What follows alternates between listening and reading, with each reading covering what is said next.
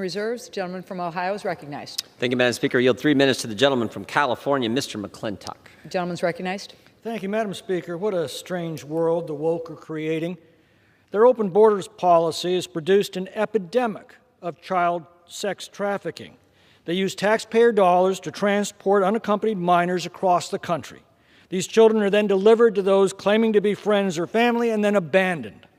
The Biden administration has now lost track of 45,000 children that it has turned over to so-called sponsors in this manner. Now, the Democrats won't even discuss the sex trafficking crisis that they've created, let alone do anything about it, because to condemn it is to acknowledge it, and they won't even do that.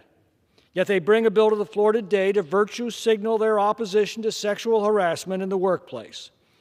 Specifically, this voids certain confidentiality clauses in cases involving sexual harassment. Now, let's be clear, no civilized person condones such behavior, and several states have already passed laws similar to the measure before us today. And that's where the Constitution rightly places such questions with the states. Federalism allows a state to try something out. If it works, other states copy it. If it doesn't, they can avoid it. This bill imposes the same standards across the country. Now, what could possibly go wrong?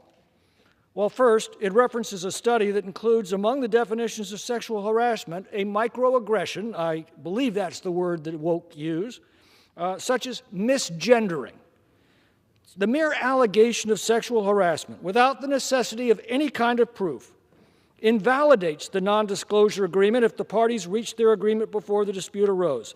This bill doesn't define dispute, so we don't even know when exactly it will apply. So if an employee accidentally refers to a colleague by a pronoun that has just changed, should this really be grounds for publicly pillaring the employer for sexual harassment? The woke excel at targeting those they disagree with in such a manner. This makes it possible for them to do so under a wide range of circumstances. Second, if the mere allegation of sexual harassment can void a non-disclosure agreement, would someone simply throw in such an allegation in order to air their real grievances?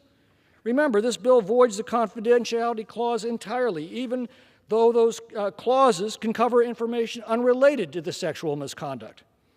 And third, where does such confidentiality carve-out stop? Are references in the workplace to political ideology, religious beliefs, or cultural preferences already branded as microaggressions by the woke to be added one by one? We know this bill is just the beginning. The White House said as much this week. Perhaps these are questions best left to the states, and perhaps our time is best devoted to protecting the countless children that the crime cartels are sexually exploiting with their active assistance of the Democrats' open border policies.